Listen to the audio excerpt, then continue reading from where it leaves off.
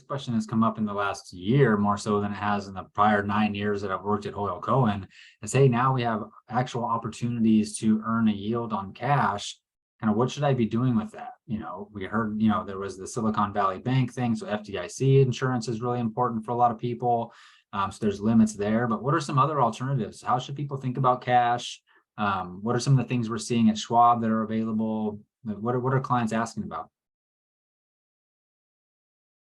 Okay, so clients are asking about return on cash. And that takes a conversation. What's the cash for? Why do they need the cash? Why do they want liquidity in their portfolio?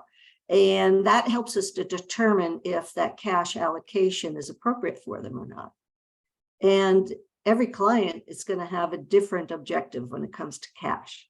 So that said, we have a number of programs that that we can use to meet those cash needs, including a fund it's called the Treasury Fund. So the assets in it that are backing the investment and paying the interest rate are primarily Treasury issues.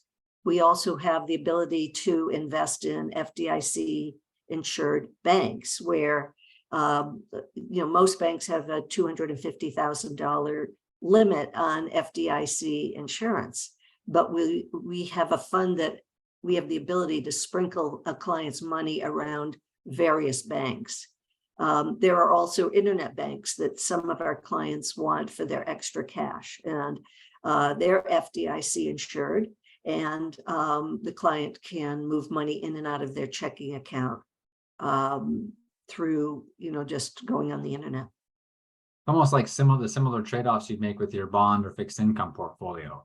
How important is liquidity? How important is access to the money? Because you might give up a little bit of yield or a little bit of income to have better access to the funds. And that's just a trade-off that we help clients understand the pros and the cons about each of those decisions and what's appropriate for them. Oh, what a load off of their minds, because that's a lot. I mean, even considering, several $100,000 and making sure that it's insured. I think that, it's a nice value add to know that you have a trusted partner on your side that is watching this stuff for you. Mm-hmm. There has been, I think, a danger almost, or an people are getting really excited about the fact that they can get paid 4 to 5% on cash right now, right? Yeah. But we also, Brooke made an astute point earlier that inflation is running at something close to that. So, you're getting paid for 5% on cash for a reason, because inflation is high. So while yes, inflation is the money market funds that Janet's described are super appropriate for short-term allocations, or maybe for something that you're holding in reserve, that 4.5% is probably not going to meet your longer term goals. You can't just say, hey, 4.5% sounds great, let's put all my money in treasuries.